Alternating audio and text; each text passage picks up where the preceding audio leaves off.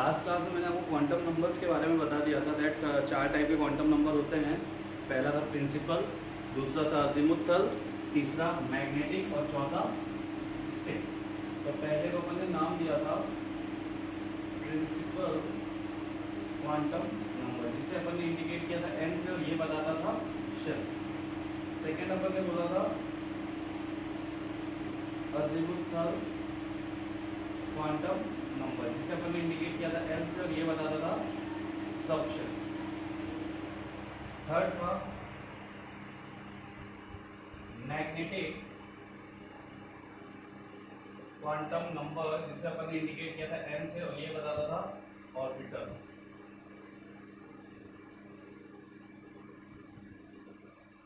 Fourth था spin quantum number, जिसे अपन ने इंडिकेट किया था एस से और इसकी दो ही वैल्यू होती थी +1/2 और -1/2। ठीक है, इतनी बात मैंने आपको लास्ट क्लास में बता दी थी। अब अपन आज इससे बेस्ड क्वेश्चन करने वाले हैं। तो देखिए, अगर मैं बात करूँ शेल्स, तो शेल क्या इंडिकेट करते हैं? शेल का मतलब होता है नंबर्स, यानी कि 1 2 3 4 ये नंबर्स जो होते हैं इन्हें अपन शेल बोलते हैं। यानी कि इलेक्ट्रॉन अपन ने बोला फर्स्ट सेल में है, सेकेंड सेल में है। मैंने आपको स्टार्टिंग बताया था KLMN बोहर ने खोज की थी सेल की। तो देखिए शेल क्या बताता है? शेल बताता है number like 1 2 3 4 5 dot dot dot, ये हो जाता है शेल। सबसेल क्या होता है? सबसेल होता है S P D और F, यानी इन नंबर के साथ अगर S P D F यानी 1S 2S 2P 3S 3P 3D इस टाइप से जो लिखा रहता है उसे अपन बोलते हैं सबसेल। ऑर्बिटल क्या होता है? तो ऑर्बिटल होता है S में 1, P में 3, D में 5 और F में 7, ये होते हैं ऑर्बिटल्स। अब देखो SPDF के अलावा इसके अलावा कोई सबशेल ढूंढी नहीं है। टोटल 4 टाइप की सबशेल होती है SPDF। लेकिन अगर आपसे कोई जनरली पूछे कि आगे क्या होने वाली है, देखो हम कुछ आइडिया नहीं दे सकते, बट अगर हमें पूछा जाए तो हम क्या करेंगे? FGH ऐसे कंटिन्यू कर देंगे। बट जो हमारे सिलेबस का पार्ट नहीं है हम उसके बारे में सोचेंगे नहीं। एक्चुअल में जब केमिस्ट्री उसको नहीं ढूंढ पाए, अच्छे अच्छे साइंटिस्ट भी इसके आगे सबशेल को नहीं इन्वेंट कर पाए, तो हम कौन होते हैं इन्वेंट करने वाले? बट हम चाहे तो कर सकते हैं, ऐसा नहीं है। मैं आपको भी बताऊंगा कैसे कर सकते हैं, तो कोई बड़ी बात नहीं है। वो नहीं कर पाए, हम कर सकते हैं, इस चीज़ को आप ध्यान रखना। ठीक है, तो स्पिन क्वांटम नंबर की दो वैल्यूज मैंने बताई थी, +1/2 -1/2। +1/2 का मतलब क्या होता है कि इलेक्ट्रॉन अपवर्ड एरो से इंडिकेट किया गया, और -1/2 का मतलब क्या होता है कि इलेक्ट्रॉन डाउनवर्ड एरो से इंडिकेट किया गया। तो अपन मैंने आपको लास्ट क्लास में आप बाउ पाउले हंट्स ये पढ़ाया था, तो मैंने आपको इलेक्ट्रॉन की फिलिंग करके दिखाई थी, तो वो इंडिकेट करता है स्पिन क्वांटम नंबर को। तो आज अपन स्टार्ट करने जा रहे हैं इससे रिलेटेड क्वेश्चन। तो एक बार मैंने आपको थोड़ा सा रिवाइज करा दिया, अब अपन स्टार्ट करेंगे कि इनके क्वेश्चंस कैसे पूछे जाते हैं और कैसे सॉल्व किया जाता है, कि यदि अगर आपके सामने कोई भी चीज़ दे दी जाए तो आप कैसे चारों क्वांटम नंबर्स निकालते हैं। ठीक है, तो अपन स्टार्ट करते हैं आज की क्लास। और ये जो आपके SPDF है ना, इनको मैं बताऊंगा डिटेल में कैसे होते हैं, इनका शेप कैसा होता है, सारी चीज़ों पर हम बात करेंगे।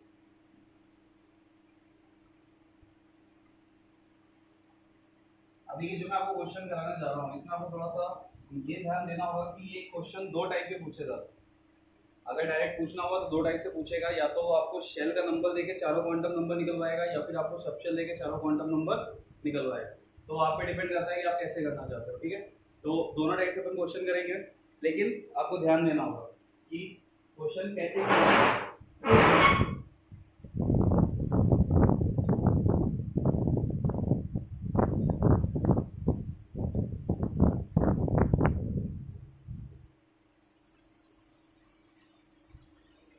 चले। तो अपन स्टार्ट करते हैं अपने आज के क्वेश्चन। तो पहला क्वेश्चन में जो लेता हूं मैं, क्या ले रहा?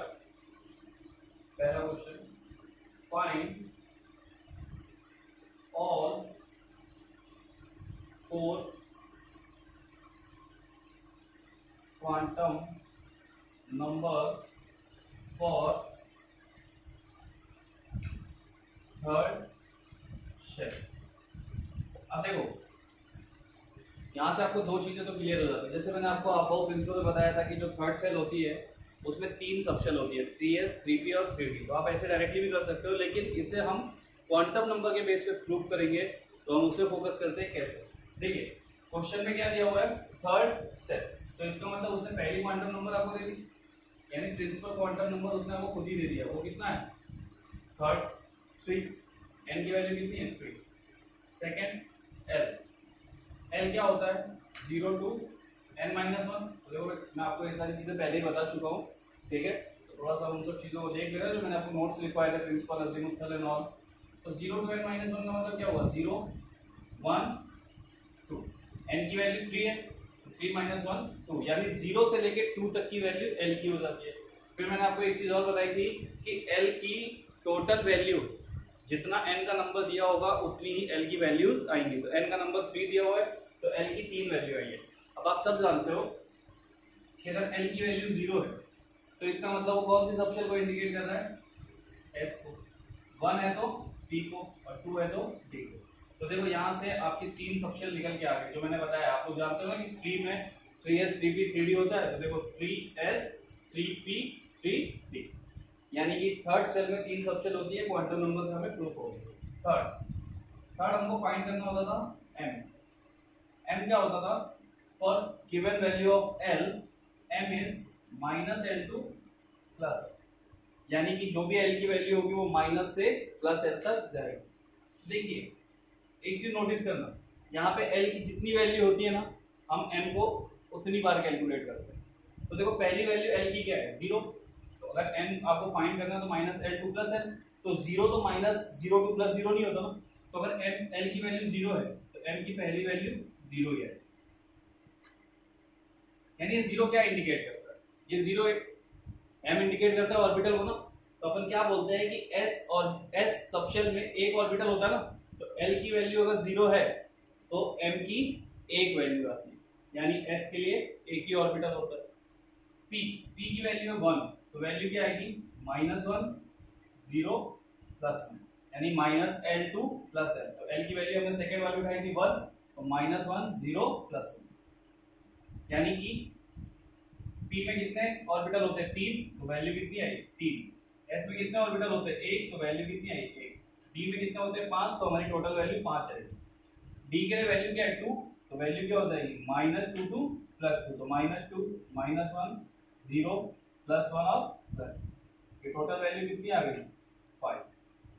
यानी कि फिर से ध्यान से देखिए, क्वेश्चन था find all 4 quantum number for third shell.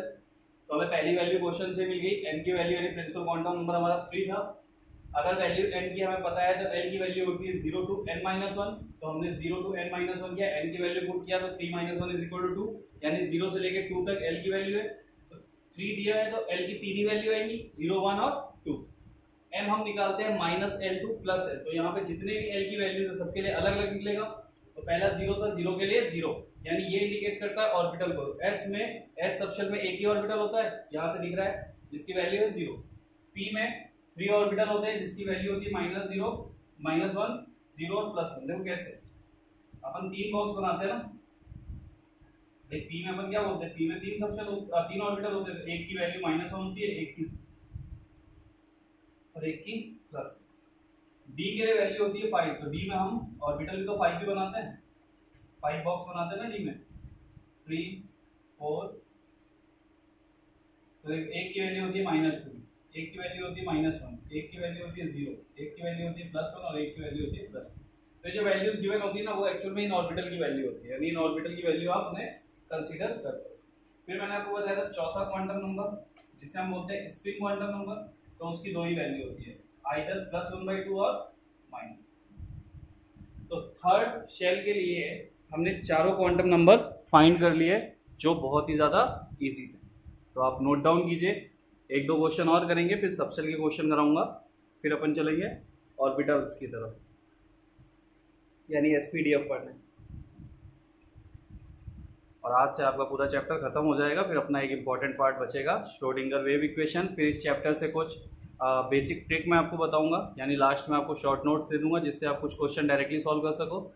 तो वो शॉर्ट ट्रिक अपन लास्ट में देख लेंगे, दिखवा दूंगा मैं सारे पैटर्न फॉर्मूलाज, नहीं तो आपको पीडीएफ वगैरह दे दूंगा नोट्स के, वो देख लेंगे क्या करना है। बट अभी इसको देखो, नोट डाउन करो, फिर अपन दूसरा क्वेश्चन उठाएंगे।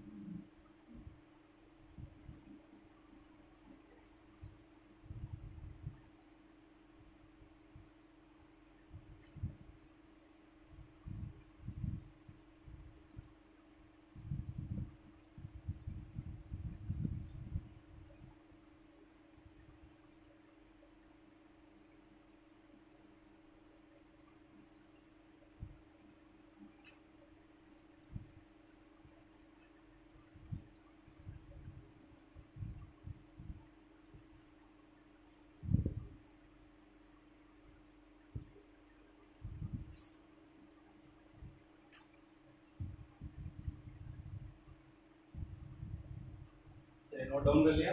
चले सेकंड क्वेश्चन की तरफ, नेक्स्ट क्वेश्चन देखते हैं कि नेक्स्ट क्वेश्चन क्या है।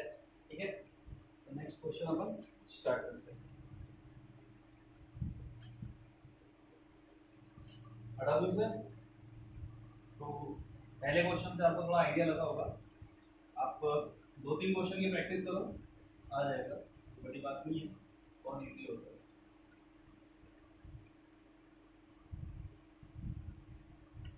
जितने टाइप के क्वेश्चन इससे पूछे जाते हैं मैं आपको सारे करवाऊंगा। चलिए अपन फिर से क्वेश्चन ले रहे हैं फॉर 4 शेल, यानी जो क्वेश्चन अपन कर रहे हैं वो शेल के क्वेश्चन है, अभी सबसेल के क्वेश्चन अपन नहीं कर रहे। तो इस चीज को ध्यान रखना कि शेल और सबसेल के केस में छोटा छोटा सा डिफरेंस आ जाएगा, और वो डिफरेंस आपको बहुत अच्छे से ऑब्जर्व करना है, वरना आप गलतियां करोगे, हर बार इतनी वैल्यूज निकाल लोगे, जबकि सबसेल के केस में कैलकुलेशन थोड़ा कम हो जाता है, हम कम चीजें कैलकुलेट करते हैं। तो कैसे वो देखें। चलिए 4 क्वांटम नंबर चाहिए हमको फोर्थ शेल के लिए। तो शेल मतलब प्रिंसिपल क्वांटम नंबर n की वैल्यू कितनी है 4। अब अगर n की वैल्यू गिवन है, l की वैल्यू होती है 0 to n-1, n की वैल्यू 4, तो 4 - 1 = 3, यानी 0 से लेके 3 तक। तो देखो n = 4 दिया था तो l की 4 ही वैल्यू आई है। ये सारी बात मैं आपको ऑलरेडी लिखवा चुका हूं। m जो होता है वो होता है for given value of l, m is -l2 +l। तो अगर l की वैल्यू, अब देखो यहां से क्लियर क्या होता है, फोर्थ शेल मैंने आपको बताया, तो फोर्थ शेल में 4 सबशेल होती है, 4s 4p 4d और 4f। तो 4 और 0, यानी l की वैल्यू 0 मतलब s, l की वैल्यू 1 मतलब p, l की वैल्यू 2 मतलब d, l की वैल्यू 3 मतलब f। तो क्या बन गया 4s 4p 4d और 4f, यानी 4 सबशेल आ गए। अब m की वैल्यू 0 के लिए कितनी आ जाएगी 0, यानी कि s सबशेल में एक ही ऑर्बिटल होता है, तो एक वैल्यू है m की।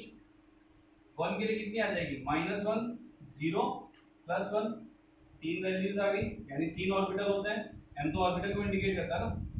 -2 -1 0 +1 +2, टोटल 5 वैल्यूज, और फिर -3 -2 -1 0 +1 +2 और +3, ये आ गई टोटल 7 वैल्यू। S में एक ऑर्बिटल, P में 3, D में 5 और F में 7, ये वैल्यूज इंडिकेट कर रही हैं कि ये 4s 4p 4d 4f के ऑर्बिटल्स की वैल्यू। S की दो ही वैल्यू होती है, +1/2 और -1/2। तो सबसे इजीली हम स्पिन क्वांटम नंबर को ही कैलकुलेट करते हैं, यानी इसमें क्या है, इलेक्ट्रॉन का स्पिन मैटर करता है ना, अपवर्ड या डाउनवर्ड, इससे ज्यादा तो कुछ मैटर करता नहीं है। तो ये 4 क्वांटम नंबर, इन चारों क्वांटम नंबर हमने निकाल लिया 4 शेल के लिए।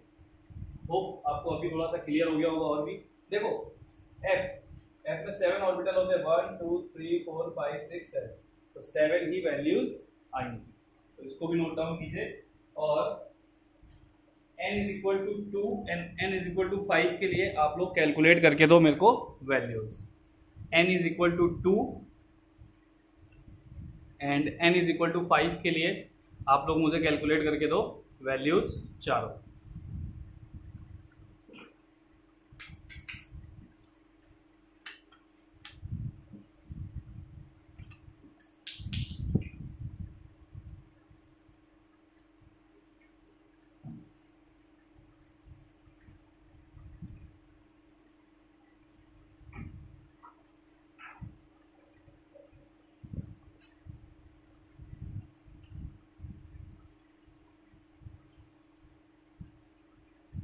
नोट डाउन कीजिए, और 2 और 5 के लिए नोट डाउन करने के बाद वीडियो पॉज करके कैलकुलेट कीजिएगा, फिर मैं सॉल्व करके दिखाता हूँ कैसे होगा 2 और 5 के लिए।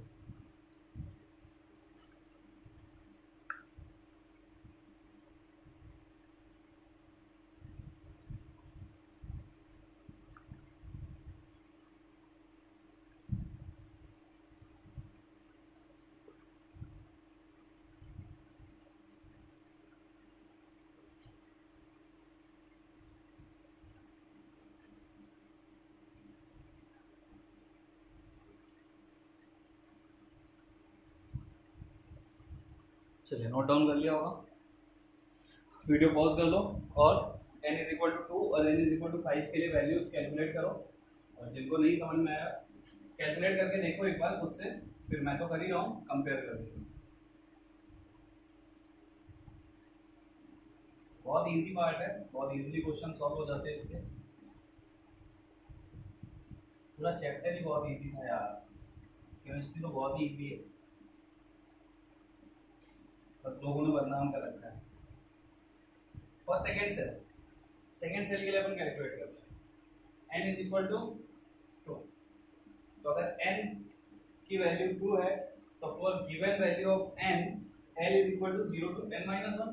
l क्या हो जाएगा 0 टू n माइनस 1, n की वैल्यू 2 यानी 0 टू 1, यानी कि दो वैल्यू आ जाएंगी 0 1। तो 2 में दो ही सबसेट होती है ना, 2s और 2p।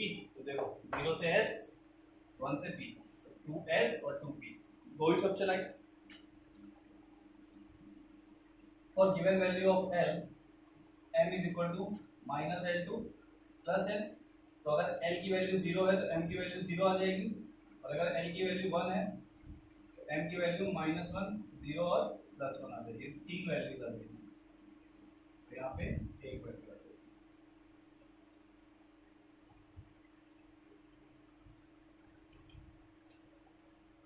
ये हो गया 2 के लिए।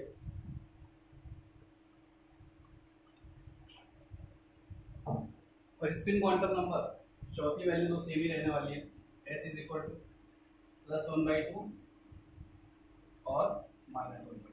इसका मतलब फिर से बता देता हूँ, यानी कि इलेक्ट्रॉन क्लॉकवाइज यानी कि अपवर्ड एरो से रखा हुआ है, इसका मतलब एंटी क्लॉकवाइज यानी इलेक्ट्रॉन डाउनवर्ड एरो से। तो ये हो गया सेकेंड शेल के लिए। जिसने नहीं नोट किया वो नोट करो, फिर फिफ्थ शेल के लिए और बताता हूँ। तो इसमें 4 क्वेश्चन बहुत है, फिर 1-2 क्वेश्चन सब शेल पे करवाता हूँ।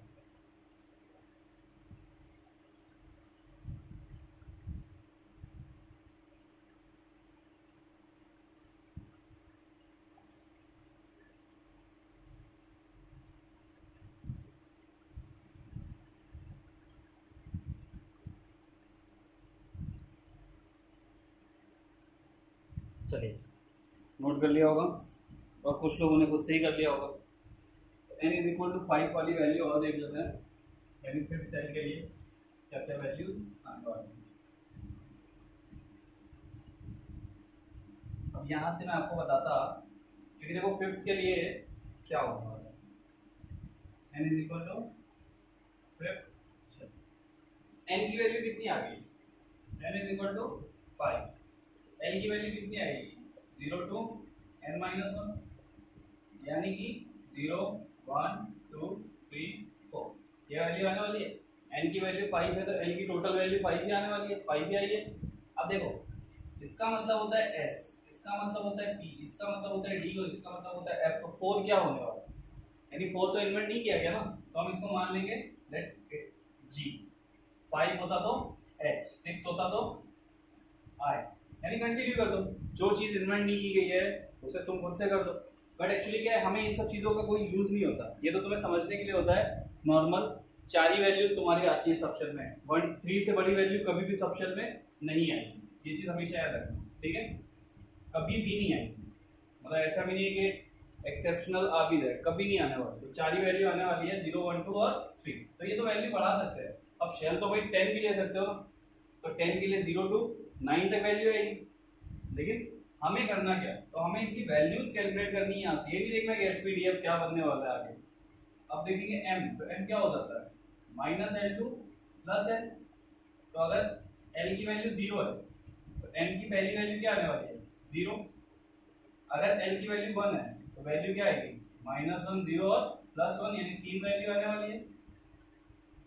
तो इस चीज को ध्यान रखो कि बस आपको ये पता होना चाहिए ये शेल को इंडिकेट करता है। मैं एक बार फिर से लिख देता हूं, L हमेशा शेल को इंडिकेट करता है। शेल होते हैं 1 2 3 4 5, L सब शेल होते हैं एसपीडीएफ, यानी 1s 2s 2p 3s 3p 4s 5f। M indicate करता है ऑर्बिटल, तो ये मैं आपको ऑलरेडी बता चुका कि S में 1, P में 3, D में 5 और F में 7 ऑर्बिटल होते हैं। 2 के लिए वैल्यू क्या हो जाएगी -2 से +2।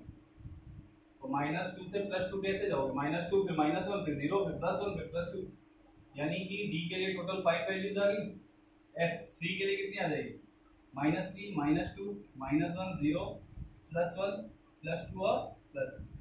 टोटल वैल्यूज कितनी आ गई 7 और ये 4। तो हमें तो सिर्फ वैल्यू कैलकुलेट करके देनी थी ना, तो यहाँ क्या हो जाएगा -4 से +4 तक चला जाएगा।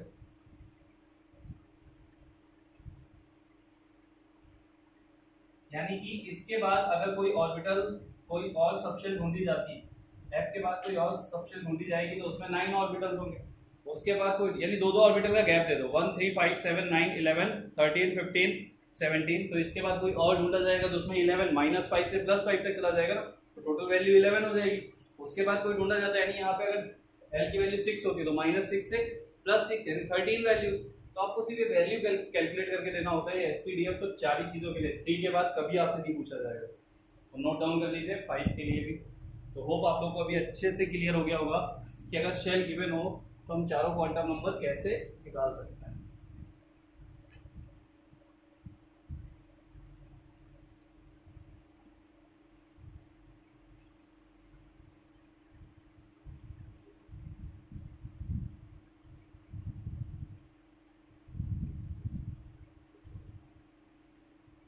और स्पिन क्वांटम नंबर की वही दो सेम वैल्यू रहने वाली है।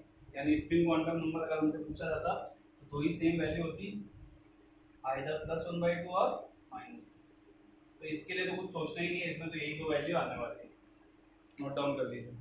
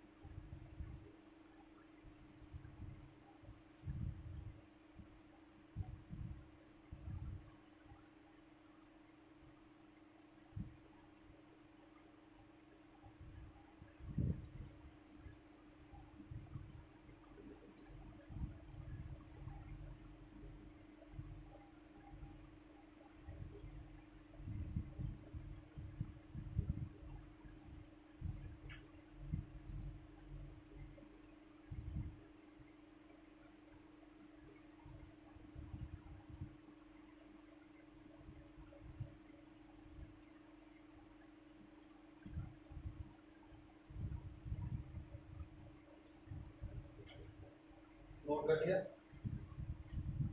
अब जो अपन क्वेश्चन लेंगे वो सब शेल के लिए होने वाला है, शेल के लिए नहीं।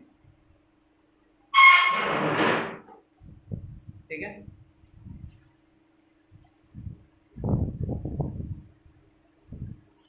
ये जो क्वेश्चन थे सेल्स के लिए थे। अब जो क्वेश्चन लेंगे अपन वो सब शेल के लिए होने वाले हैं।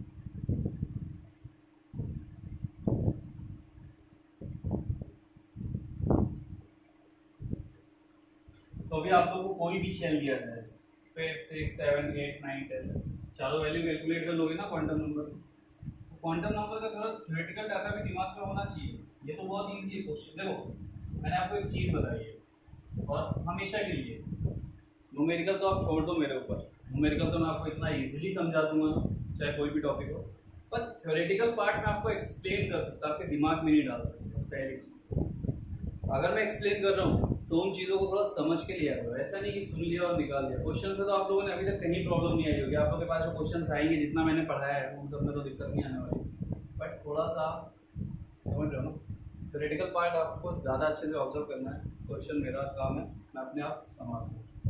तो अपन उठाते हैं क्वेश्चन बेस्ड ऑन सबसे। पहला क्वेश्चन लेता हूँ, फाइंड और फोर क्वांटम नंबर और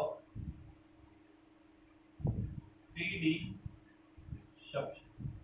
अब देखो उसने शेल को मेंशन नहीं किया है, उसने सब शेल 3D लिख दिया है। अभी तक 1 2 3 आ रहा था, अब उसने 3D लिख दिया। 3D का मतलब क्या है, वो ऑलरेडी सब शेल को इंडिकेट कर रहा है।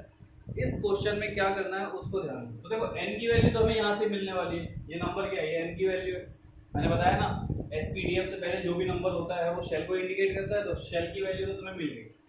यानी n की वैल्यू कितनी है 3, n की वैल्यू कितनी आने वाली है।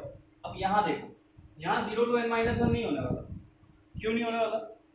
क्योंकि अगर वो शेल की बात करता तो हम सारे सब शेल्स देखते, लेकिन उसने थर्ड शेल की पर्टिकुलर एक सब शेल को मेंशन किया 3D।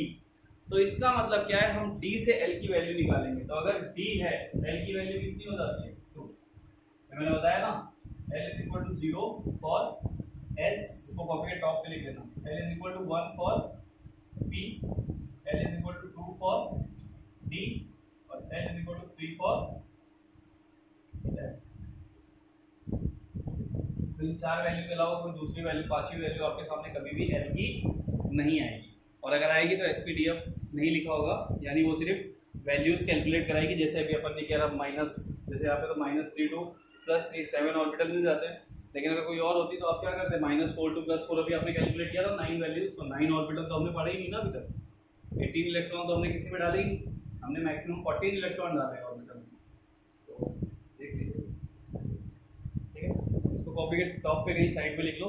तो यहाँ पे 3D बोला था, इसलिए मुझे पता चल गया कि D के लिए L की वैल्यू होती है 2, तो मुझे सिर्फ 2 लेना है। 0 to 3, 0 to n-1 यहाँ पे नहीं होगा। वो तब होता है जब क्वेश्चन में शेल का नंबर गिवन है कि find all 4 quantum number for 4th shell, 3rd shell, 5th shell. तो उसमें क्या होता है, हमें उस शेल की सारी सब शेल कैलकुलेट करनी होती है। लेकिन यहाँ पे तो 3rd की ऑलरेडी एक सब शेल आपको दी हुई है। तो अगर L की वैल्यू 2 है तो M कितना हो जाएगा, -2 to +2, यानी -L to +L ना। क्या हो जाएगा, -2 -1 0 +1 और प्लस, यानी टोटल वैल्यू 5 आएगी। और S आपका क्या होने वाला है, आइदर +1/2 और -1। तो यहाँ पे जो चेंज आता है वो सिर्फ L की वैल्यू में आता है। सबशेल के केस में हमें ये चेक करना होता है कि कौन सी सबशेल गिवन है, और उसके अकॉर्डिंग हमें L की वैल्यू लिखनी होती है, और उसी के अकॉर्डिंग हम M कैलकुलेट करते हैं। और इससे पहले हम क्या कर रहे थे, 0 to n-1 यूज़ कर रहे थे, जो कि अब हमें यूज़ नहीं करना।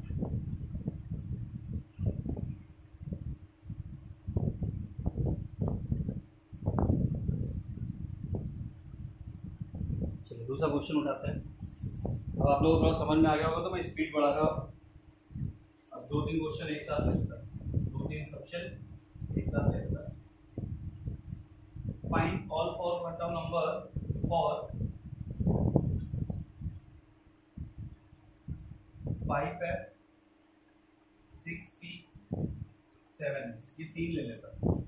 तो अपन तीनों के लिए अलग अलग कैलकुलेट कर लेते हैं। यहाँ कैलकुलेट करेंगे फॉर 5f, यहाँ कैलकुलेट करेंगे 6p, तो यहाँ कैलकुलेट कर लेते 7s, ठीक है। तो देखो पहले अपन 5f को कैलकुलेट करते हैं। तो 4 quantum number n, l, m और s, ये कैलकुलेट करनी है हमको। n की वैल्यू कितनी है, जो ये नंबर है वो n की वैल्यू हो जाएगी 5। f दिया हुआ तो f के लिए l की वैल्यू कितनी होती है 3। m कितना होता है -3 -2 -1 0 +1 +2 और +3, यानी टोटल 7 वैल्यूज। क्योंकि f में 7 ऑर्बिटल होते हैं तो 7 वैल्यूज आ गई। s आइदर +1/2 और -1, चारों वैल्यू कैलकुलेट हो गई। l की वैल्यू हमने 0 to n-1 नहीं ली, क्योंकि हमें ऑलरेडी एक सबशेल गिवन थी। सिर्फ 5 होता, 5th शेल बोलता, तो l की वैल्यू 0 1 2 3 4 होती, ठीक है। चलिए 6p, n कैलकुलेट करना है, l कैलकुलेट करना है, m कैलकुलेट करना है और s कैलकुलेट करना है। n की वैल्यू ये जो नंबर है 6, l p दिया हुआ है, तो अगर p है तो l की वैल्यू 1 होती है, m -1 0 और +1, यानी -l to +l, total 3 value. क्योंकि p में 3 ही ऑर्बिटल होते हैं, s +1/2 और -1/2। ये सॉल्व हो गया अपना फॉर 6p सबशेल। 7s के लिए n is equal to l is equal to m is equal to और s is equal to n, ये वैल्यू 7, s है तो s के लिए l की वैल्यू 0, तो m की वैल्यू भी 0 +1/2 और -1। नोट डाउन कर लीजिए। तीनों सबशेल के लिए हमने चारों वैल्यू को 1 मिनट के अंदर ही सॉल्व कर दिया। तो आप लोग भी इतनी स्पीड से सॉल्व करोगे, अब ऐसा मैं इमेजिन करूँगा, और मेरी इमेजिनेशन पावर बहुत अच्छी है तो मैं करूँगा।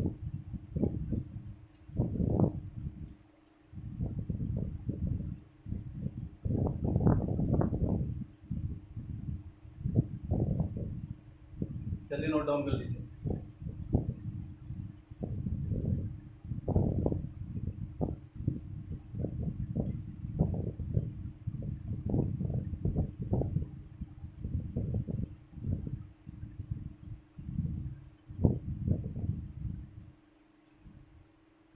अबे तुम्हारी क्लास में कोई तो एक बच्चा है, मतलब छोड़ो कुछ नहीं, चलो नोट डाउन कर लो, सामने आओगे तब बात करूंगा इस मैटर में।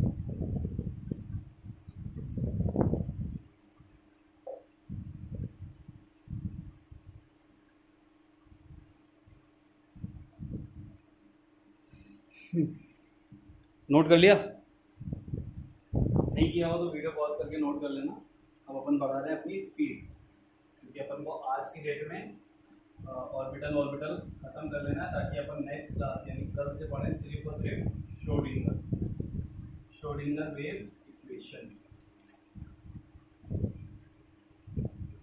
और चैप्टर करें खत्म, यानी कि इस वीक के लास्ट तक अपन चैप्टर खत्म कर लें। फिर आपकी बुकलेट आपके पास है, बुकलेट सॉल्व करेंगे, आप डाउट पूछोगे, फिर अपन चलेंगे नेक्स्ट चैप्टर की तरफ। अपन चलेंगे या कोई और जाएगा तो टाइम पे, बट देखते हैं। चलिए, तो शैल और सबसे पहले क्वेश्चन आपको समझ में आ गया। कई बार क्वेश्चन कैसे होता है, आपको 4 वैल्यूज दे दी जाती है, n = 3, l = 2, m = +1/2, s = m = -1 और s = +1/2। कई बार आपको ऐसे 4 वैल्यूज दे देगा और बोलेगा find the subshell in which +1/2 having spin, ठीक है, electron having spin +1/2 is present. तो हमें क्या फाइंड करना है, हमें सबशेल फाइंड करना। देखो हमें हमेशा जब भी 4 वैल्यूज दी हो, हम सिर्फ इन 2 वैल्यूज को फोकस में लेते हैं, इनको नहीं लेते, क्योंकि x की वैल्यू -1/2 भी हो सकती है। जब तक आपको इलेक्ट्रॉन का स्पिन वो सामने से बता नहीं रहा, आप तो इमेजिन नहीं कर सकते ना कि वो ऊपर ही है नीचे। भाई इलेक्ट्रॉन तो कहीं पे भी हो सकता है, नीचे भी हो सकता है, डाउनवर्ड एरो में भी हो सकता है, ऐसे भी हो सकता है और ऐसे भी हो सकता है। तो इसकी वैल्यू +1/2 तो -1/2 भी हो सकती है, कोई लोचा नहीं है। m = -1 है, +1 भी हो सकता है, कोई बड़ी बात नहीं। ठीक, तो हम इन 2 वैल्यू को फोकस नहीं करते, हम सिर्फ इसको फोकस करते हैं। n = 3, l की वैल्यू 2 होती है d के लिए, तो हमारा आंसर क्या आ गया 3d। ठीक है, तो हम 2 वैल्यूज को देखते हैं, उसको कंपेयर कर लेते हैं और आंसर देते हैं। कई बार क्वेश्चन ऐसा होता है 4 वैल्यूज देता है, n = 4, l = 4, m = -2, s = -1/2, n = 2, l = 3 या फिर 2, m = -1, s = +1/2, n = 3, l = 3, m =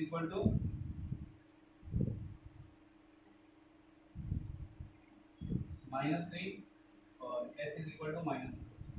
आपको 4 वैल्यूज दे देगा, मान लो ये a है ऑप्शन, ये b है, ये c है और ये d। इनमें से बोलेगा which one are correct, यानी इसमें से कौन करेक्ट है, तो हमें ये चेक करना होगा। तो करेक्ट हमें चेक करना है, कर लेंगे। तो मतलब आपको ये देखो कैसा होता है, वैल्यू से आप सिर्फ ये पता कर लो कि वो वैल्यू पॉसिबल है कि नहीं, और कुछ भी नहीं, इसमें कोई लॉजिक नहीं है, सिर्फ वैल्यूज पता कर लो कि पॉसिबल है कि नहीं है। तो 2 वैल्यूज तो मैंने आपको बताया, लेकिन कई बार क्या है ना, यहाँ पे भी चेंजेस आता है। तो मैं इसके बाद एक क्वेश्चन उठाऊंगा जिसमें यहाँ पे चेंजेस देंगे, वो तो चेंज होने से रहा, उसमें तो क्या है +1/2 -1/2। इसके अलावा अगर उसने 1/3 1/4 लिख दिया तो ये ऑप्शन गलत हो जाएगा जिसमें भी आया, बट वो रखेगा तो +1/2 -1/2। तो एक चेंज यहाँ आता है, एक चेंज यहाँ आता है, तो अपन क्या करते हैं बारी बारी से कैलकुलेट करते हैं। तो स्टार्टिंग की 2 वैल्यू देखूँ तो ये बनता है 3D।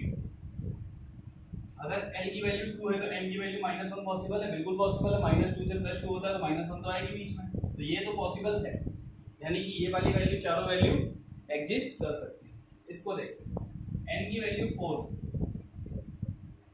और एल की वैल्यू भी 4, तो एल की वैल्यू 4 मतलब 0 1 2 3 से एफ खत्म हो जाता है और 4 में एफ के बाद कुछ होता नहीं, यानी कि अगर मैंने क्या बोला n की वैल्यू 4 है तो l की वैल्यू इससे एक कम तक होगी, यानी 0 to n - 1 तो होगी, 3 तक पॉसिबल थी लेकिन वैल्यू 4 है, तो इसका मतलब ये पॉसिबल नहीं है, यहाँ पे ये प्रॉब्लम दे गया।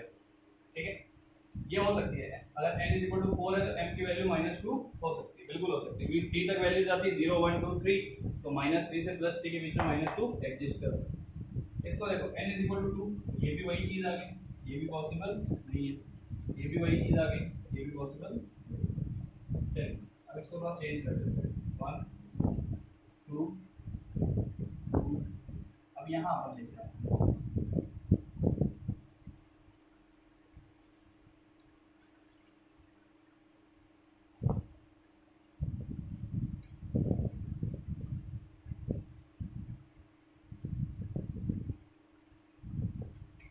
क्या ये पॉसिबल है? इनमें से कौन सी वैल्यूज, चारों वैल्यू एग्जिस्ट कर सकती है? तो पहली तो करेगी n = 4, l = 2, 4d बनता है, तो 4d सबशेल होती है, यानी इन दो वैल्यू से तो एग्जिस्टेंस दिखता है, लेकिन अगर l की वैल्यू 2 है तो m की वैल्यू -3 पॉसिबल है क्या? बिल्कुल नहीं, क्योंकि -2 से +2 तक जाएगी वैल्यू, यहाँ पे तो -3 दिया है, तो ये गलत हो गया। इसमें आता है n = 2, l = 1, बिल्कुल हो सकता है 0 to n - 1, यानी l की वैल्यू 1 ही आएगी, तो ये क्या बन रहा है 2s, यानी ये ऑर्बिटल, ये सबशेल तो एग्जिस्ट कर रहा है लेकिन ऑर्बिटल की वैल्यू गलत है। 1 के लिए -1 से +1 तक होता है, या +2 दिया हुआ है, एग्जिस्ट ही नहीं करेगी, ये वैल्यू एग्जिस्ट करेगी। n = 3 2, बिल्कुल सही है, 3d, यानी कि ये और ये सेम है, लेकिन देखो यहाँ -3 आ गया, तो -3 तो पॉसिबल है। तो कुछ क्वेश्चंस ऐसे भी होंगे जिसमें आपको सिर्फ चेक करना होगा कि गिवन चारों वैल्यूज उस पर्टिकुलर वैल्यू के लिए मैटर करती है या नहीं करती। तो होप आप लोगों को क्वांटम नंबर और उससे बेस्ड क्वेश्चंस अच्छे तरह से समझ में आ गए होंगे। ठीक है, तो ये सब मैंने आपको समझाने के लिए कि आप चाहो तो फॉर एग्जांपल लिख सकते हो, इसके ऊपर लिख सकते हो which one of the value exist, या फिर इन given options which have all the 4 values are exist. कुछ भी आप क्वेश्चन लिख सकते हो, ये आपके समझने के लिए आपको बुकलेट में ऐसे क्वेश्चन मिलेंगे, और अच्छे लेवल पे होता है क्वेश्चन, और बच्चा इनमें गलतियाँ कर देता है, और आपको पता होगा हर गलती के पीछे एक ही रीज़न होता है, ओवर स्मार्ट, यानी खुद को ज़्यादा कॉन्फिडेंट, ओवर कॉन्फिडेंस समझना कि हाँ हमें सब कुछ आ गया। प्रैक्टिस करो, कॉन्फिडेंस लेके आओ, ओवर कॉन्फिडेंस नहीं। बता दो इसको। अब जो अपन बात करने जा रहे हैं वो बात करने जा रहे हैं क्या होता है ऑर्बिटल, और क्या होती है शेप ऑफ सबशेल।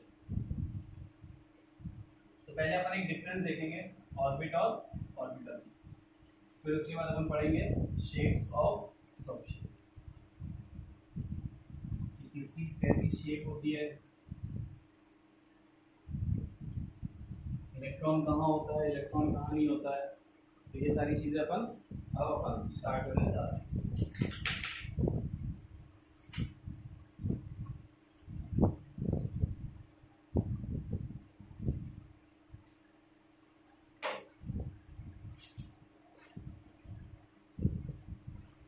चलिए सबसे पहले हम क्या देखने जा रहे हैं,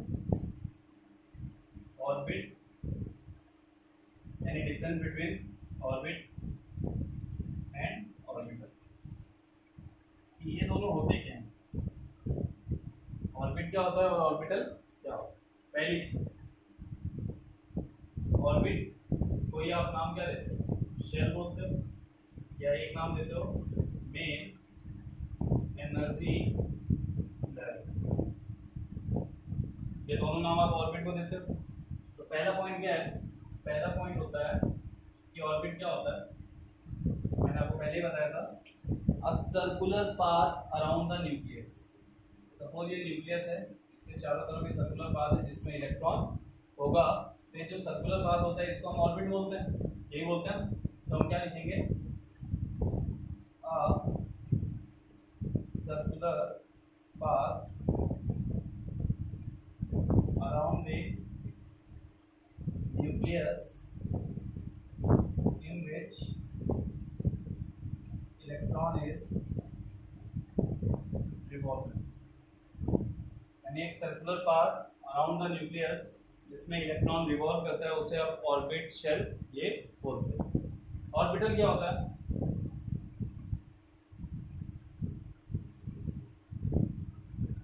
ऑर्बिटल वो होता है जहां इलेक्ट्रॉन को पाने की प्रोबेबिलिटी सबसे ज्यादा हो। ऑर्बिटल इज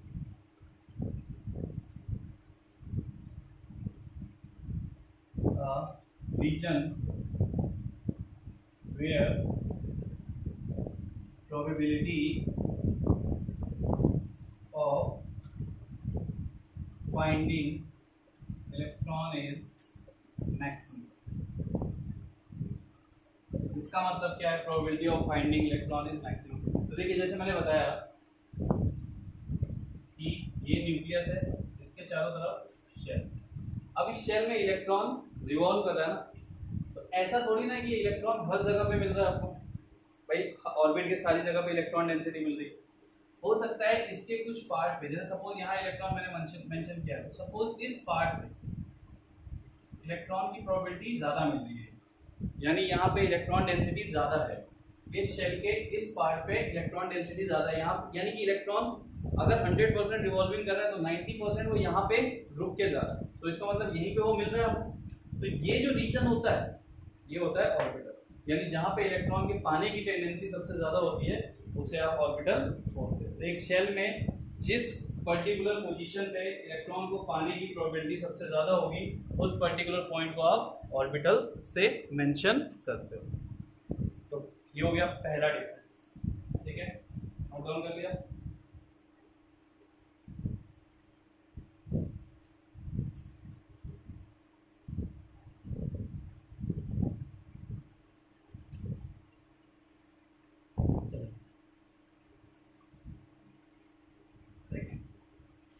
ऑर्बिट, ऑर्बिट क्या होता है? ऑर्बिट में कंटेन 2 और मोर इलेक्ट्रॉन, यानी कि ऑर्बिट में आप 2 या 2 से ज़्यादा इलेक्ट्रॉन देख सकते हो।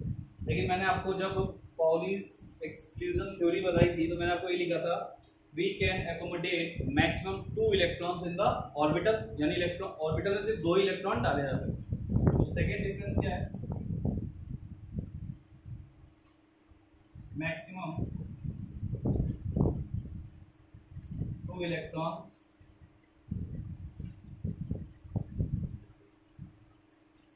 यानी इसे अपन बोलेंगे ऑर्बिटल कंटेन्स मैक्सिमम 2 इलेक्ट्रॉन, यानी किसी ऑर्बिटल में 2 इलेक्ट्रॉन से ज़्यादा नहीं हो सकते। अगर ये ऑर्बिटल है, यहाँ पे रीजन है, इस शेल में हमने मान लीजिए 8 इलेक्ट्रॉन डाले, एक और एक शेल में मैक्सिमम आप 8 इलेक्ट्रॉन डाल सकते हैं पर्टिकुलर शेल में। ठीक है, और पर्टिकुलर शेल में आप 8 भी नहीं, 8 से ज़्यादा डाल सकते हो वैसे तो, लेकिन जो अपन वैलेंसी शेल वगैरह डिफाइन करते हैं उसमें मैक्सिमम 8 इलेक्ट्रॉन जाता है। तो ये सब मैं आपको जब पीरियोडिक टेबल पढ़ाऊंगा तो वहाँ ज़्यादा अच्छे से डिफाइन करूँगा। अभी आप इतनी बात याद रखो कि जो ऑर्बिट होता है वो 2 या 2 से ज़्यादा इलेक्ट्रॉन कंटेन कर सकता है, लेकिन ऑर्बिटल सिर्फ 2 इलेक्ट्रॉन कंटेन कर सकता है। तो ये इन दोनों का के बीच में एक मेजर डिफरेंस था जिसे हमने अभी पढ़ा। तो नोट डाउन कर लीजिए दोनों पॉइंट। ये था डिफरेंस ऑर्बिट और ऑर्बिटल के बीच। अब आपसे कोई बोले कि ऑर्बिटल क्या होता है तो आपको क्लियरली पता है कि एक शेल में ऑर्बिटल का मतलब क्या होता है, यानी पर्टिकुलर एक ऐसा प्लेस जहाँ पे इलेक्ट्रॉन को पाने की टेंडेंसी बहुत ज़्यादा मिल रही है, उस पर्टिकुलर प्लेस को अपन ऑर्बिटल से मेंशन करते हैं। यानी यहाँ पे इलेक्ट्रॉन को पाने की प्रोबेबिलिटी बहुत ज़्यादा है, बट इलेक्ट्रॉन तो 2 ही ले सकता है ना वो, तो उस पोजीशन पे मैक्सिमम 2 ही इलेक्ट्रॉन आ सकते हैं, एक भी आ सकता है। तो ये सब हमने पाउली रूल में पढ़ा था, हमने आप बाउ हंट्स रूल से फिलिंग करके देखा कि ऑर्बिटल में कितने इलेक्ट्रॉन डाले जा सकते हैं, 1 भी डाले जा सकते हैं, 2 भी डाले जा सकते हैं। हमने ये भी देखा कि पहले पेयरिंग नहीं की जाती, पहले सिंगल सिंगल इलेक्ट्रॉन हर ऑर्बिटल में डाला जाता है, फिर पेयरिंग की जाती है। तो ये सारी चीज़ें हम देख चुके हैं ऑलरेडी।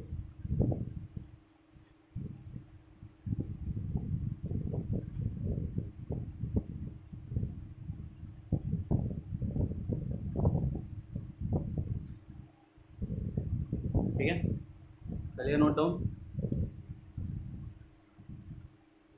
चले आगे।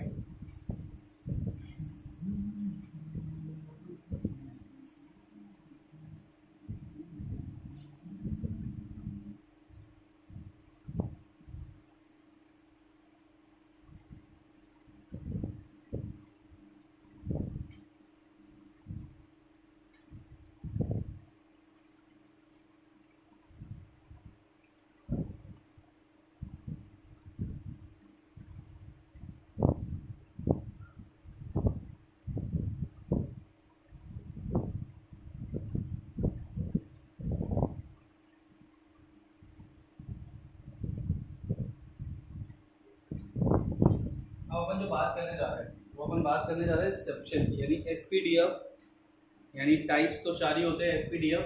उनके शेप क्या होते हैं, कैसे दिखते हैं वो, ठीक है। इलेक्ट्रॉन उनमें कहाँ पाया जाता है, एक नोडल प्लेन करके एक चीज़ होती है, तो उन सब चीज़ों के बारे में बात करने जा रहे हैं। तो types and shape of subshell.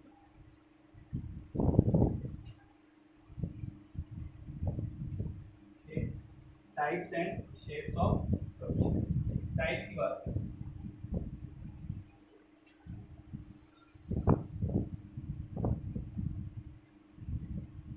Subshells 4 type की होती है।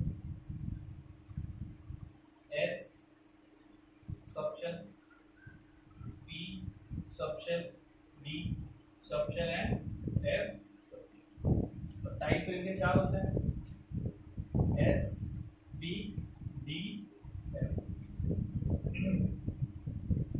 तो टाइप तो आप लोगों को ऑलरेडी पता है। बात करेंगे इनके शेप कैसे होते हैं, ये क्या होते हैं, इनमें इलेक्ट्रॉन कैसे मिलते हैं, तो इन सब चीज़ों के बारे में अपन बात करेंगे।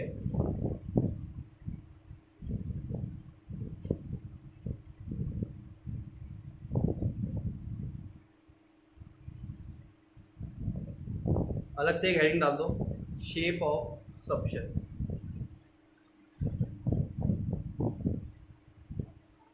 एक सिंगर है ना, Ed Sheeran, shape of you.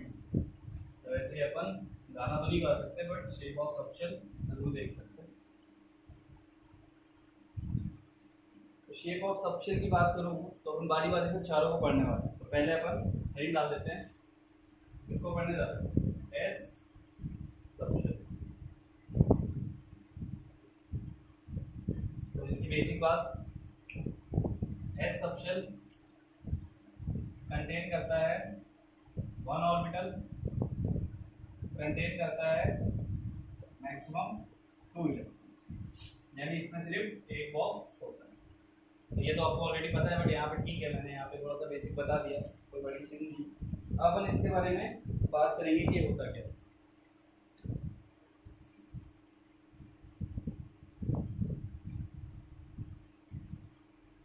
तो पहला पॉइंट, जो एस सबशेल होता है,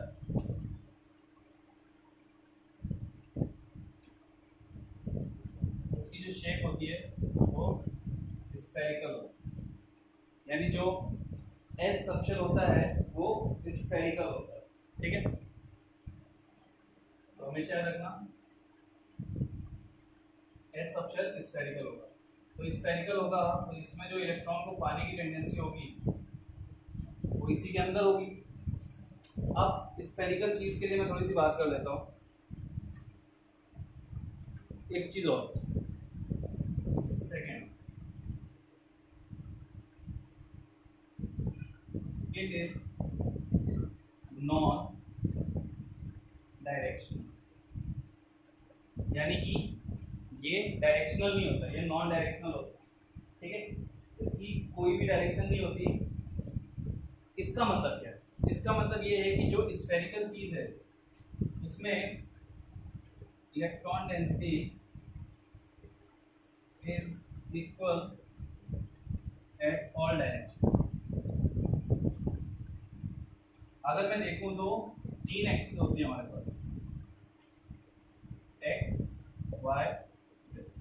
अब एक स्फेरिकल चीज यानी फुटबॉल, तो फुटबॉल में एक्स वाई जेड होता है, अगर आप देखो तो उसमें सारी चीज़ें क्या, उसमें ऐसी कोई चीज़ होगी कि वो एक्स पे रखा है या वाई पे रखा है। जैसे पेन, अब मैं इसको ऐसे रख दूँ तो मैं बोल सकता हूँ ना एक्स एक्सिस यानी वाई पे तो इसका कुछ भी पार्ट नहीं है।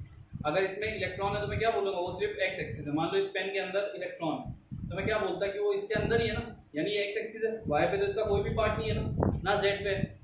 लेकिन मैं एक फुटबॉल लूँ और फुटबॉल को हाथ में ले लूँ तो वो तो हर एक्सिस पे है ना, यानी उसकी डायरेक्शन है ही नहीं। ठीक है, तो उसमें इलेक्ट्रॉन डेंसिटी क्या है, इक्वली है। अगर फुटबॉल के अंदर मैं बोलूँ कि भाई बताओ हवा किस पार्ट में ज़्यादा है, तो तुम क्या बोलोगे, इसमें तो पूरी हवा भरी पड़ी है। आप डिफाइन ही नहीं कर सकते कि उसमें हवा कहाँ पे है और कहाँ पे नहीं है।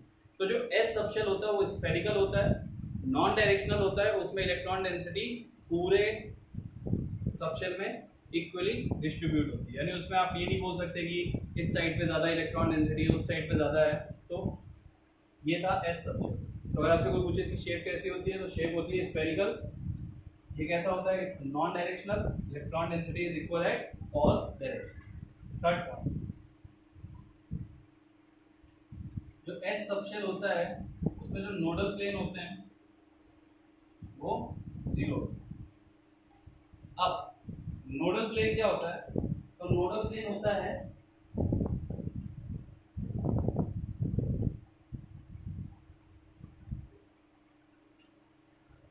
जैसे मैं थोड़ा सा डिफाइन करता हूँ पहले पेन की बात। पेन, अब ये x है, ये y है, ये z है। नोडल प्लेन क्या होता है, नोडल प्लेन होता है जहाँ पे इलेक्ट्रॉन को पाने की टेंडेंसी जीरो, यानी इलेक्ट्रॉन डेंसिटी क्या हो, जीरो। तो नोडल प्लेन को आप लोग लिख लो, नोडल प्लेन क्या होता है, where electron density is zero, यानी इलेक्ट्रॉन डेंसिटी कुछ भी ना हो। तो एक स्फेरिकल चीज मैंने बात की आपसे फुटबॉल की, तो फुटबॉल में हवा ऐसा होता है किसी पॉइंट पे जहाँ पे जीरो, जहाँ पे हवा बिल्कुल भी नहीं है, तो पूरे फुटबॉल में फैली हुई है ना। तो वैसे ही स्फेरिकल में नोडल प्लेन यानी कि इलेक्ट्रॉन डेंसिटी जीरो कहीं पे भी नहीं होती, वो हर डायरेक्शन में इलेक्ट्रॉन डेंसिटी होती है। ठीक है, ये हम आगे पढ़ेंगे कि नोडल प्लेन क्या होता है। यानी इसमें तो आप नहीं समझ सकते, तो स्फेरिकल है, इसमें तो कुछ चेंज ही नहीं आ सकता, ऑल डायरेक्शन में इसकी इलेक्ट्रॉन डेंसिटी होती है। तो नोडल प्लेन क्या होता है, where electron density is zero, यानी इलेक्ट्रॉन डेंसिटी बिल्कुल है ही नहीं, वहाँ पे जीरो है, वो इसमें नहीं होता। इसके बाद जब हम पी और डी पढ़ेंगे उसमें होता है। तो ये सारे पॉइंट्स आप लिख लीजिए और बना लीजिए, फिर अपन चलते हैं। तो नोडल प्लेन लिख लो, where electron density is zero, जैसे मैंने बोल भी दिया था, तो जिसने नहीं लिखा है वो लिख लो।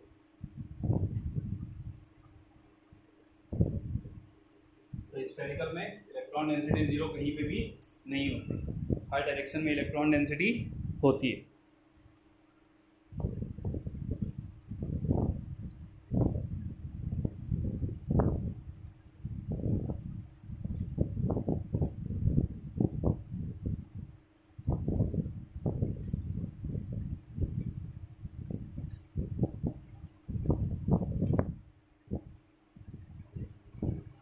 चलिए दूसरी की तरफ। तो पहला सबशेल, इसकी शेप अब से आप लोगों को पता रहेगी, और नोडल प्लेन मतलब जहाँ पे इलेक्ट्रॉन डेंसिटी जीरो है, तो आपको नोडल प्लेन की वैल्यू भी पता रहेगी।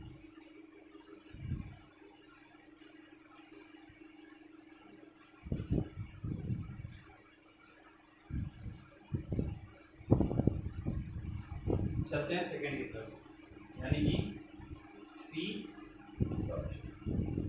इसमें आपको पता चलेगा, ये डायरेक्शनल होता है, इसमें आपको पता चलेगा इलेक्ट्रॉन डेंसिटी, नोडल प्लेन थोड़ा अच्छे से समझ में आएगा। पी सबशेल, तो इसकी जो शेप होती है वो होती है डम्बेल। कैसी शेप होती है, डम्बेल, यानी कि ऐसी शेप। ठीक है, तो पहला शेप डम्बेल, ये जो आपको दिख रहे हैं इसको बोला जाता है लोब। ये लोब्स हैं, यानी पी में दो लोब होते हैं। आप लोगों ने कभी बॉन्डिंग वगैरह पढ़ी हो तो आपने ओवरलैपिंग पढ़ी हो कि कैसे बॉन्डिंग होती है, तो ओवरलैपिंग वगैरह में ये सब चीज़ें एक्सप्लेन की जाती है। नहीं पढ़ी है तो आगे बता दूंगा, बट यहाँ पे आप सिर्फ जितनी चीज़ें बता रहा हूँ उन चीज़ों को देखो। सेकेंड, इट्स डायरेक्शनल, यानी ये डायरेक्शनल होते हैं। कैसे, तो उसको भी डिफाइन करते हैं। Third, types of P subshell.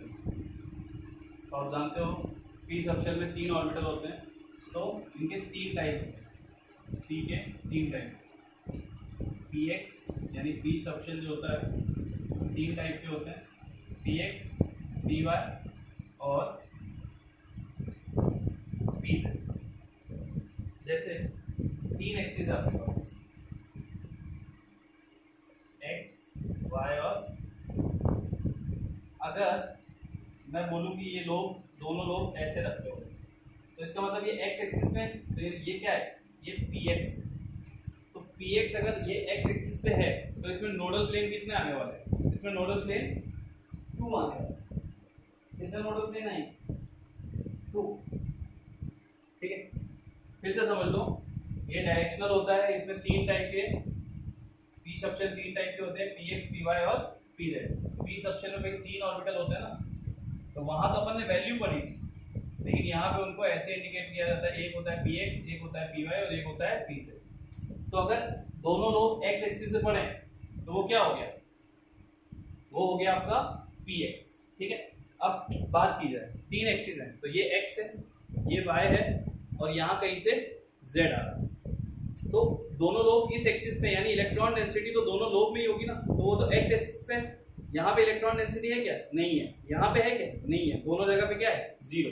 तो इसका मतलब अगर मैं इसमें नोडल प्लेन की बात करूँ तो इसमें नोडल प्लेन कितने हैं, nodal plane is equal to कौन कौन से, एक तो ये वाला, इस डायरेक्शन में कोई भी इलेक्ट्रॉन डेंसिटी नहीं होगी और इस डायरेक्शन में कोई इलेक्ट्रॉन डेंसिटी नहीं होगी, इसकी पूरी इलेक्ट्रॉन डेंसिटी सिर्फ और सिर्फ एक्स एक्सिस पे। Nodal plane is equal to कौन कौन से, y एंड z। तो y एंड z इसमें नोडल प्लेन होते हैं, यानी y एक्सिस और z एक्सिस जो होती है उसमें इलेक्ट्रॉन डेंसिटी 0। अब बात की जाए पी वाई, पी वाई का मतलब दोनों लोग इस टाइप से होंगे, तो ये हो गया x, ये हो गया y, ये हो गया z। क्या इस लाइन पे कोई इलेक्ट्रॉन डेंसिटी होगी, क्या इस लाइन पे कोई इलेक्ट्रॉन डेंसिटी दिख रही, नहीं दिख रही, पूरी इलेक्ट्रॉन डेंसिटी सिर्फ y पे। तो ये क्या बन गया, ये बन गया पी वाई। इसमें नोडल प्लेन कितने हैं, सिर्फ आपको ये देखना होता है कि इलेक्ट्रॉन डेंसिटी कहाँ पे नहीं जा सकती, तो ना तो इस लाइन पे इलेक्ट्रॉन डेंसिटी जा रही है ना इस लाइन पे जा रही है। और नोडल प्लेन दो कौन कौन से हैं, एक्स एंड जेड। बात की जाए पी जेड की,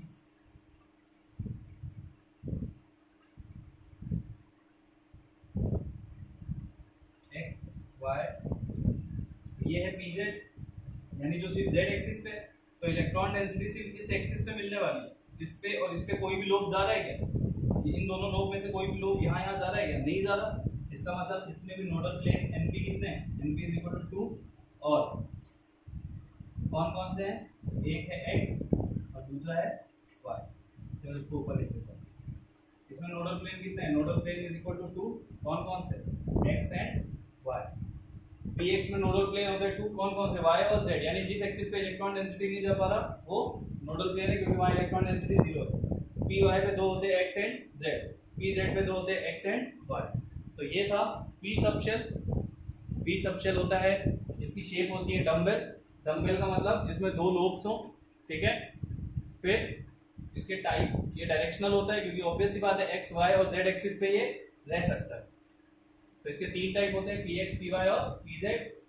px में 2 नोडल प्लेन होते हैं, py में भी 2 नोडल प्लेन होते हैं और pz में भी 2 नोडल प्लेन होते हैं। जहां पे लोब नहीं जा रहा हो वो आपका नोडल प्लेन बन जाता है, यानी वहां पे electron density is equal to 0।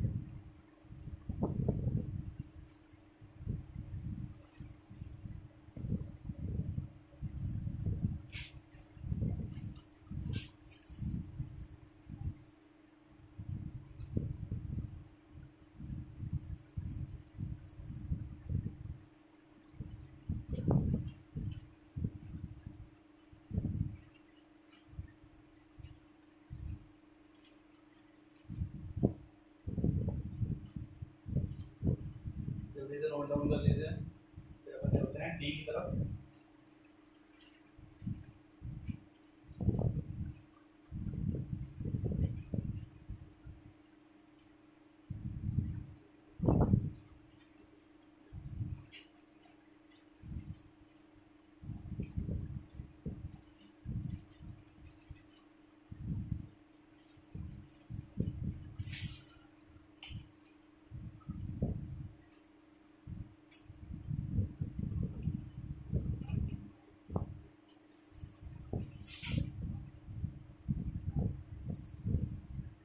बना लिया, हो गया, हटा दो इसको। तो समझ में आ गया ना नोडल प्लेन क्या होता है, कहाँ पे इलेक्ट्रॉन डेंसिटी है। तो आपको दिक्कत देख के समझ में आ रहा होगा ना, इस लाइन पे, इस लाइन पे, किस लाइन पे नहीं है। ये लोब, अब ये लोब है तो इसी में इलेक्ट्रॉन डेंसिटी होगी ना, यानी इलेक्ट्रॉन डेंसिटी कहाँ होगी, जैसे अपन ने स्फेरिकल देखा था तो उसमें इलेक्ट्रॉन डेंसिटी उसके अंदर थी, तो इसमें कहाँ होगी, या तो यहाँ होगी या फिर यहाँ होगी। इसके बाद हो जाने से इन दोनों के अंदर, इस लोब के अंदर इलेक्ट्रॉन डेंसिटी होगी जो भी, तो ये दोनों लोब जिस एक्सिस पे पहुंच जाएंगे वहां तो इलेक्ट्रॉन डेंसिटी होगी, लेकिन जिस पे नहीं पहुंचेंगे वो नोडल प्लेन बन जाएगा। नोडल प्लेन को अपन यही बोला ना, where electron density is equal to 0।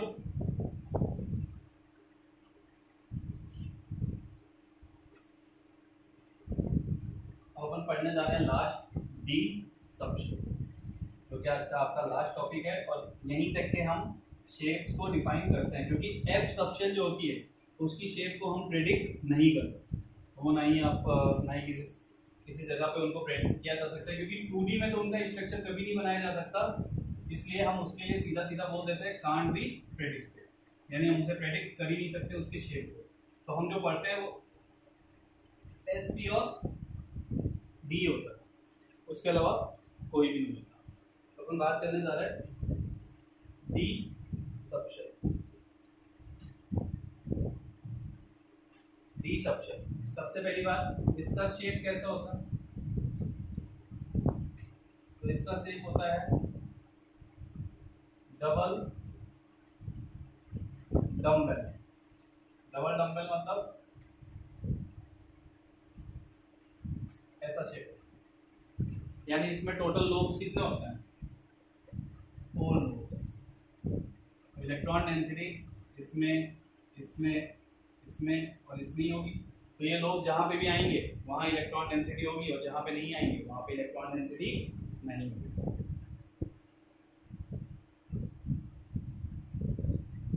ठीक है, तो पहला पॉइंट अपन ने लिख लिया, शेप होता है डबल डम्बल, यानी 4 लोब वाले। ठीक, अब सेकंड क्या होता है, ये भी डायरेक्शनल होता है, इट इज ऑल्सो डायरेक्शनल, यानी इसमें भी नोडल प्लेन आपको मिलेंगे, ये भी डायरेक्शनल होता है, इसमें भी नोडल प्लेन मिलते हैं। ठीक, डायरेक्शनल हो गया। लेकिन थर्ड अपन बात करेंगे इसके टाइप्स की, तो थर्ड नंबर पे, यानी इन दोनों को लिख लो, तो मैं यहाँ से स्टार्ट कर दूँ ताकि मैं उनकी शेप वगैरह आपको समझा सकूँ। तो ये दो लिख लिया आपने। पहला शेप कैसा होता है, डबल डम्बल, ये भी डायरेक्शनल होता है। डबल डम्बल मतलब 4 लोब बना देते हैं डी के लिए। तो थर्ड पॉइंट जो है वो है type of D subshell. Types कितने टाइप्स के होते हैं, ये होते हैं 5 टाइप, 5 टाइप। पहला होता है डी एक्स वाई, दूसरा होता है डी वाई जेड, तीसरा होता है डी एक्स जेड, चौथा होता है d x square minus y square, और पांचवा होता है डी जेड स्क्वायर। ये 5 टाइप के होते हैं। तो ये नाम होते हैं। नाम कैसे, जैसे भी आपने देखा 3 ऑर्बिटल होते हैं पी में, तो एक को डी एक्स पी एक्स, एक को पी वाई और एक को पी जेड बोला जाता है। तो अगर मैं डी में 5 ऑर्बिटल्स बनाऊँ, 1 2 3 4 और 5, तो ये वाला क्या बन जाता है डी एक्स वाई, ये क्या हो जाता है डी वाई जेड, ये क्या हो जाता है डी एक्स जेड, ये क्या हो जाता है d x square minus y square, ये हो जाता है डी जेड। तो ये अभी तक जो हमने पढ़ी थी वो वैल्यूज थी, यानी क्वांटम नंबर से हमने उन 5 ऑर्बिटल्स की वैल्यूज निकाली थी, -2 -1 0 +1 +2। अब यहाँ से हमने उनका स्ट्रक्चर्स, यानी यहाँ से हमने शेप बता दी कि उनकी शेप कैसी होती। तो डी सबशेल डबल डम्बल होती है, लेकिन जो 5 ऑर्बिटल होते हैं उनके शेप कैसे होते हैं हम बना लेते हैं। देखो एक्सिस, अब मैं एक ही डायग्राम से आपको सारे समझा दूंगा, बार बार बनाने की जरूरत नहीं है। पहले हम बात करते हैं डी एक्स वाई, तो हम यहाँ पे मेंशन कर लेते हैं, ये है एक्स, ये है वाई, ये है z। तो डी एक्स वाई मतलब एक्स और वाई के बीच में आने वाला। तो एक्स और वाई के बीच में कैसे आएगा, इसको अपन थोड़े, अब ये z है ना, ये थोड़ा डिस्टर्ब करेगा, क्योंकि ये z एक्चुअल में क्या है, ऐसी डायरेक्शन में नहीं आ रहा। अगर ये x ये y है तो जो z होगा वो ऐसे आ रहा होगा ना, यानी कि जो z होगा वो ऐसे आ रहा होगा ना, तो थोड़ा डिस्टर्ब करेगा, इसलिए हम z को नहीं बना रहे। तो dxy में जो लोब आते हैं वो कैसे आते हैं, वो इन दोनों के बीच में है, यानी कि x और y ने, तो ये बन गया dx, ये x था ये y था, तो जो चारों लोब आएंगे वो x और y के बीच में आएंगे। आप कहीं से भी देखो वो x, और यहाँ नीचे खींचोगे तो भी x y के बीच में आएगा, यहाँ देखोगे तो यहाँ पे लाइन जाएगी, यानी चारों लोब अगर आप लाइन को बढ़ाओ तो ये y ये x है, तो चारों लोब x और y के बीच में, ये जो z है वो ऐसे आ रहा होगा बाहर की तरफ, ठीक है। तो इनका जो एंगल है वो कितना है, 45 डिग्री का एंगल होता है लोब्स का, ठीक। अब अगर इसमें बात की जाए नोडल प्लेन की, तो इसमें भी नोडल प्लेन कितना होता है, इसमें भी नोडल प्लेन 2 होता है, यानी एक्स वाई की बात करूँ तो nodal plane is equal to 2।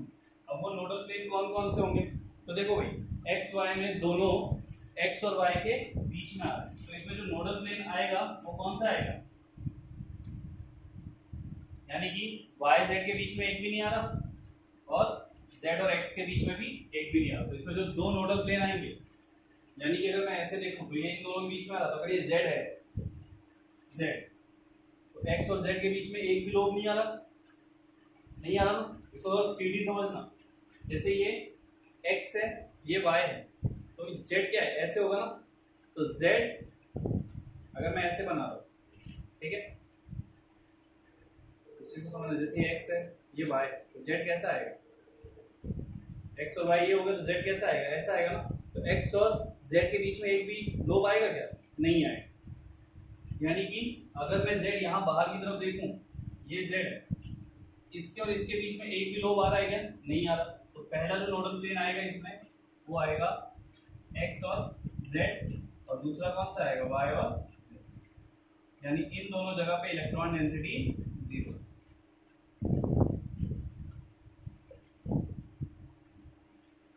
समझ में आया। अब 3D स्ट्रक्चर है, तो हम Z तो ऐसे बाहर तो मैं निकाल रही हूँ, मेरे पास इतना टैलेंट नहीं है कि मैं एक लाइन बाहर खींच के आपको डायग्राम एक्सप्लेन कर सकूँ, तो मैं इन एक्सिस को ही चेंज कर देता हूँ। dxy मैंने आपको समझा दिया, अब हमको लेना yz, तो मैं इसको मान लेता हूँ y और इसको मान लेता हूँ z, तभी तो डायग्राम सेम ही आएगा, बस क्या हो जाएगा, ये yz हो जाएगा। तो बेटा थोड़ा सा देखो, आप लोग 3D इमेजिन करना, थोड़ा सा आप लोग मैथ के स्टूडेंट हो, x y z axis imagine करना और देखना लोब बीच में आ रहा है कि नहीं आ रहा है, और अगर आपने थोड़ी सी कोशिश की तो आप कर पाओगे। अब इसमें भी नोडल प्लेन दो ही आने वाले हैं, कौन कौन से, अब भाई वाई जेड की बात होगी तो एक हो जाएगा एक्स और जेड और दूसरा हो जाएगा एक्स और वाई, एक दो नोडल प्लेन आएंगे, यानी इन दो के बीच में इलेक्ट्रॉन डेंसिटी क्या हो जाएगी, 0। थर्ड है एक्स जेड, तो इसमें भी जेड एक्सिस है, उसको मैं ऐसे नहीं दिखा सकता। अब मैं क्या, अगर यहाँ पे मान लो जेड एक्सिस को ऐसे दिखाता तो फिर तुम्हें लोग कंफ्यूज करते ना, तुम बोलते सर जेड पे भी आ रहा है, जो कि पॉसिबल नहीं, क्योंकि एक्स वाई जेड को अगर तुम लोग जानते हो, एक्स अगर ऐसा है वाई अगर ऐसा है तो जेड ऐसा जाएगा ना, तो यहाँ पे तो वो चीज नहीं बना सकता था मैं, लास्ट में चलो पी वाले में बना दिया था क्योंकि पी वाले में प्रॉब्लम नहीं दे रहा था, लेकिन यहाँ पे चार लोग हैं, अब चार लोगों को सेट करूंगा तो एक तो जेड पे पहुंच ही जाएगा, फिर तुम बोलोगे सर वहाँ पे इलेक्ट्रॉन डेंसिटी दिख रही है, जबकि वहाँ पे इलेक्ट्रॉन डेंसिटी है ही नहीं, क्योंकि 3D को 2D में बनाना बहुत टफ है ना। जैसे अगर मैं आपसे एक क्वेश्चन पूछूं what is the difference between 2D and 3D, तो आप क्या बोलोगे, the structure which contains two dimensional, the structure which are two dimensional are known as 2D और 3 dimensional are known as 3D। But इसको मैं बहुत easy way में समझता हूँ और बहुत इजी वे में समझाता हूँ। 2D और 3D में क्या फर्क है, आप छू के देख लेना, जिन चीजों को आप छू पाओ वो 2D होंगे या 3D, और जिनको आप नहीं पकड़ पा रहे हो, जैसे अगर अपन देखें बोर्ड, तो बोर्ड को मैं पकड़ पा रहा हूँ तो ये कैसा होना चाहिए, 3 डायमेंशनल, यानी इसको मैं पकड़ पा रहा हूँ, लेकिन मैं इस बोर्ड की बात करूँ तो मैं इसको पकड़ सकता हूँ, वॉल को पकड़ सकता क्या, नहीं पकड़ सकता। जिनको अपन नहीं पकड़ सकते वो 2D डायग्राम होते हैं, 2 डायमेंशनल होते हैं, यानी उनको आप हाथों से नहीं पकड़ सकते, जिनको आप पकड़ पाते हो 3 डायमेंशनल होते हैं, उनमें डायमेंशन होती है, आप उनको पकड़ सकते हो। ये छोटा सा डिफरेंस होता है 2D और 3D में, ठीक है। लेकिन हमने क्या बुक्स पढ़ी हैं तो बुक्स में ही लिखा रहता है 2 डायमेंशनल 3 डायमेंशनल। पर आप खुद फील करके देखना कि 3D स्ट्रक्चर्स को आप इजीली पकड़ सकते हो, 2D को आप कभी भी पकड़ नहीं सकते। तो ये जो 2D बोर्ड है ना, अब इस 2D पे 3D तो नहीं बना सकता मैं, तो ये थोड़ा सा आपको इमेजिन करना पड़ेगा, कर लेना। तो 3 स्ट्रक्चर मैंने तुम्हें समझा दिए, dxy, dyz, dxz। xz में नोडल प्लेन 2 ही आने वाले हैं, तो xz में मैं इसको चेंज कर देता, यानी सेम एक ही स्ट्रक्चर से मैंने सबको कन्वर्ट किया। अब x और z के बीच में इलेक्ट्रॉन डेंसिटी है, तो पहली x y के बीच में नहीं होगी और दूसरी y z के बीच में भी नहीं होगी, इलेक्ट्रॉन डेंसिटी क्या होगी, 0 होगी। तो इसमें भी दो नोडल प्लेन आते हैं, x y और y z। अब जो dx² माइनस y² है इसको अपन देख लेते हैं। तो ऊपर के 3 मैंने आपको बता दिए, नोडल प्लेन कैसे निकलते हैं वो बता दिए। अब अपन चलते हैं dx² माइनस y²।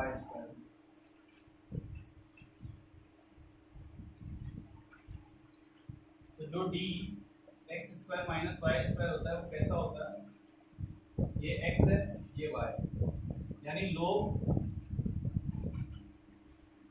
चारों लोब x और y पे होते हैं।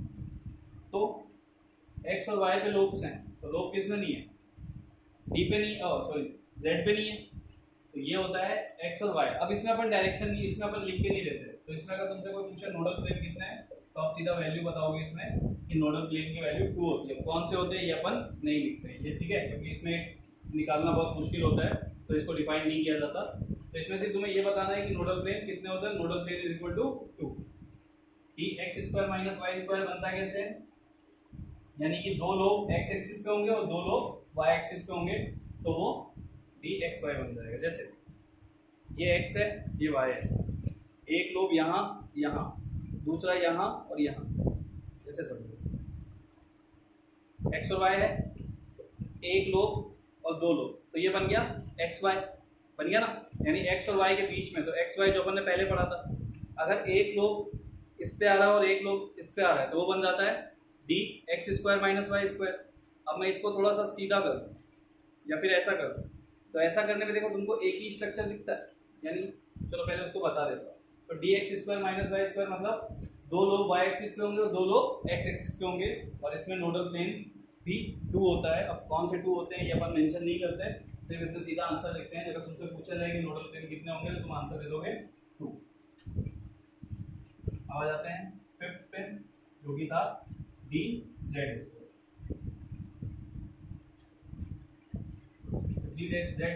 dz² कैसा होता है,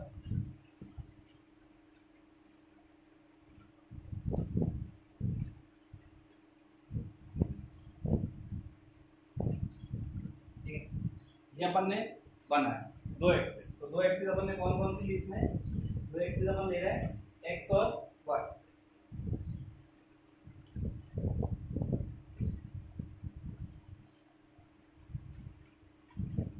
पहला dxy dyz dzs dx² minus y² और dz। तो अपन ने लिया x z और y, तो ये कैसा होता है, इसमें कुछ ऐसा स्ट्रक्चर होता है, यानी ये आपका है dz²। इसमें भी नोडल प्लेन, इसमें नोडल प्लेन 0 होता है, इसमें नोडल प्लेन 0 होता है। क्यों, क्योंकि देखो अब यहाँ से समझना है कि ये क्या है। अब मैं सारे आपको समझा रहा हूँ, तो एक्स वाई समझाऊंगा, वाई जेड और जेड एक्स नहीं समझाऊंगा, क्योंकि वो आप खुद से इमेजिन करोगे।